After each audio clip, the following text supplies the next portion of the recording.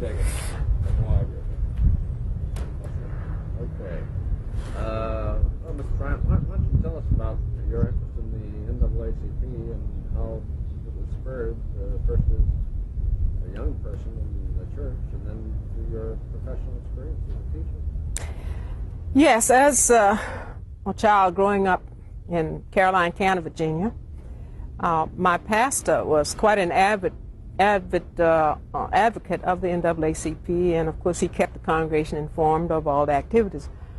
But at that time, it really didn't occur to me that I was personally affected. And of course, I had this global view of the fine work of the NAACP, which I appreciated. And it wasn't until I became a school teacher in Virginia and became aware of the work that had been done on behalf of all Virginia teachers in acquiring the equalization of pay of black and white teachers in the state, that I really appreciated what the organization had done for me as a person and as a teacher and as a representative of a whole group of people, which was the teaching profession.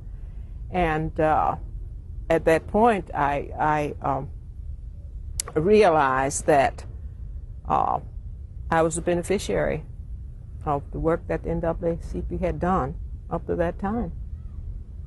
You said that you know the history of the cases here in Virginia, which were the deciding cases for the rest of the country. Yes, actually, Dr. J. Rupert Picott, at the time I became a teacher in 1946, was the executive secretary of the Black Teachers Organization, which was the Virginia Teachers Association. And he was greatly revered by all teachers in Virginia and nationally because they were aware of what he had done in the equalization fight. And of course, I was not aware. And being the curious person that I was, I dug out the cases. And I found out, starting with the Missouri case, which seemed to have been the case which lent some encouragement to Virginia to start the fight for equal salaries for blacks and whites. And I found out that Miss Aline Black, A-L-I-N-E Black, who was at that time a teacher in the Norfolk school system, allowed herself to be a test case in the state court. And of course, her case was dismissed. And then in February of 1940, Melvin Austin, who was also in the working for the school system in Norfolk, and at the same time he was the president of the Norfolk Teachers Association, which was a black organization, filed suit in the district court on behalf of not only himself, but also of the teachers and the principals who were employed by the Norfolk School Board. And he lost the case. And then after that was when Attorney Thurgood Marshall argued the case before the Fourth Circuit Court of Appeals, and he won the case. That was in June 1940. And then closely on the heels of that, in October 1940, the Supreme Court upheld the decision of the appellate court, and that settled the matter. And of course, I thought that was a very fast, starting with Aline early in 1940, and then with the Austin case in February 1940, and then with Attorney Marshall in June 1940, and then October 1940. And just that quickly, the whole matter was settled, and I was very amazed and very impressed. What difference did that make?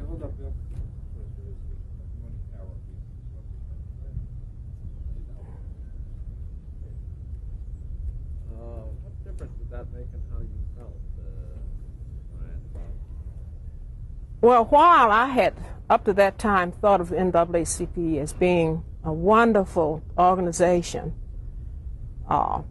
because it was a civil rights organization that had won case after case and I had been impressed, being personally affected by the success that it had achieved in the equalization fight.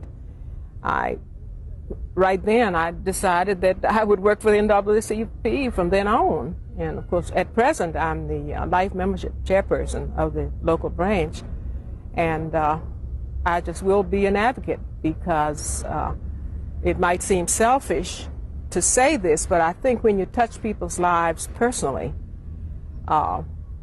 it becomes real to you. And of course, it became real to me. What were the next stages, important stages in this whole long struggle that you've seen personally? Well, the next thing that I was personally involved with, of course, was the integration of schools here in Charlottesville. And I'm always proud to talk about that to people who don't live in the area, because I think that Charlottesville was among the leaders in the integration fight. And as a southern state, I think that is really commendable. And I brag about it to people anywhere, north, south, anywhere, that this small city, and I guess Charlottesville is small compared to some of the large metropolitan areas, was one of the leaders in that. And when schools were integrated in 1965, and this school, Jefferson School, housed the first middle schools on a split shift basis, I happened to have been on the staff of Walker Junior High School, and at that time, since we had an abbreviated curriculum for the students, because we were on half shift, I happened to have been the only black on site. And of course, I was really able to interact with my white coworkers and use my position to educate and to become educated in this newly integrated situation in Charlottesville. Do you think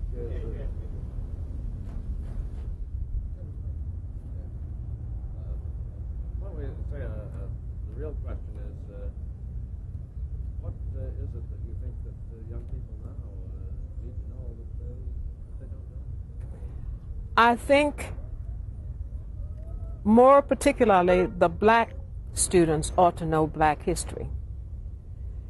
And almost equally as important is that all young people ought to know black history. Because I think the attitudes of the present generation of young people need to have a background for whatever they believe or don't believe. You can't believe in a vacuum. And therefore, I think it's very unfortunate that black history is not taught as black history. I know it is said that now that black history is integrated with other history, that it's being given its rightful place, but I don't believe that. There's too much history to be filtered into history books, and I just feel sad when I realize that black history is not taught per se, because I think it's so important. Now, you've done something about that yourself. Perhaps you tell us what you've done. Well, are you referring to my book? Well, as a mother of 3 children, I'm able to identify with parents who cannot tell their children about their background. Now, I was born in rural Virginia with, I guess, the least prognosis for being a professional of any kind because of my background. And yet, the turn of events and the providential intervention, I call it, I was able to take advantage of opportunities. I'm not saying that I was ambitious, because I'm not ambitious. I'm a person who am very amazed when I have an opportunity like I have today of talking about this. I never thought I would have this opportunity. And that's the way my life has been all along, and that's why I call it providential intervention. And whenever the opportunity arises, I never say no. And I think as a result of that, I was able to progress far beyond my expectations. And there was no way for me to tell my children this, because you don't sit children down and say, look, this is where I came from, and you have it on a silver platter, so you should do this or you should do the other. And therefore, when I retired in 1984, my first priority was to set down in black and white my background for my family. And of course, I wasn't selfish with it. I'm not ashamed of my background. It doesn't matter to me who reads it, because I think as a person growing up in rural Virginia, I also am a symbol of poor black students growing up in rural areas all across the country. And so my story is not unique. It's very commonplace. And of course, even though I wrote the book for my children, I yearn to have a greater forum to tell whoever that this is not a unique story. It's a very common story, that people who don't have the opportunity to develop their talents are countless. You can't count them. There are just so many who do not get the opportunity to develop their talents, because unlike me, they don't get the opportunity. And of course, I got the opportunity. I seized the opportunity. I was very blessed throughout my life to be able to start from where I started from and to proceed to where I proceeded. When I retired in 1984, I was assistant principal of Charlottesville High School, which I still can't believe happened to me. You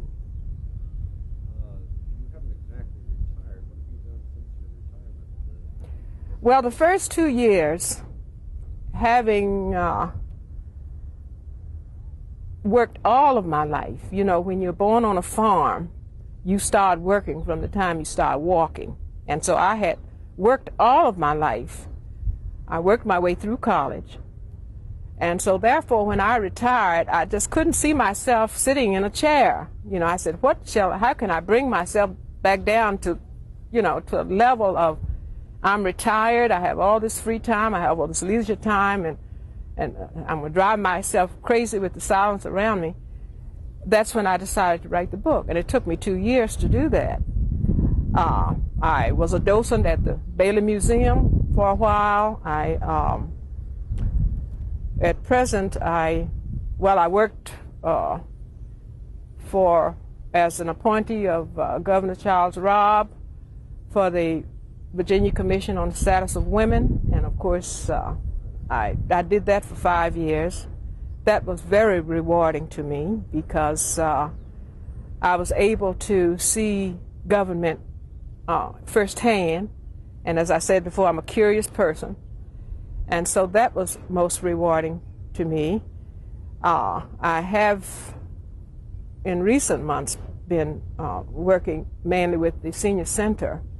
I'm on the board there, and I'm the corresponding secretary, so the recording secretary rather, and that takes, but I enjoy volunteer work, and I think that I wouldn't substitute anything for the volunteerism I can do, because I just feel so blessed at my life, and I would like to exude that. I don't know how to encourage other people